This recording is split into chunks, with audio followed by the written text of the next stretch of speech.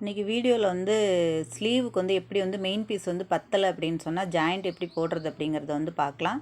அதாவது இது வந்து பெரிய ஸ்லீவு, 2 பக்கத்துக்கும் வந்து கண்டிப்பாக வந்து துணி வந்து பத்தாது. ஒரு பக்கம் கரை இருந்தது, அதை வந்து நான் வந்து ஃபுல்லாக வந்து முடிச்சு வச்சுருக்கேன். முடிச்சு வச்சுட்டு பார்த்தா 2 பக்கமுமே வந்து துணி வந்து பத்தலை. அப்போ எப்படி ஜாயின் போடுறது அப்படின்னா, லென்த் அதாவது கிராஸ் இல்லாமல் நேர் பீஸாக வந்து அதுக்கு தகுந்த மாதிரி பீஸ் வந்து கட் பண்ணிக்கிறங்க.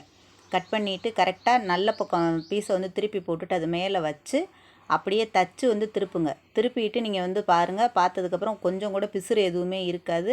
நம்ம எக்ஸ்ட்ரா இருக்கிற பிட்டை கட் பண்ணிவிட்டு இப்போ நீங்கள் அதை திருப்பி பார்த்தீங்க அப்படின்னா ஜாயின் போட்டிருக்கதே தெரியாது. அதாவது உள்ளே வந்து வச்சு திருப்பினதை வந்து மேலே வந்து தையல் வந்து படிமான தையல் வந்து இதில் வந்து போடக்கூடாது. உள்ளே நம்ம தையல் போடுறோம் பாருங்கள், அந்த தையலோட போதுமான அளவு அப்படியே வச்சு அதை வந்து திருப்பிட்டு நீங்கள் ப்ளவுஸை வந்து முடிச்சிடலாம்.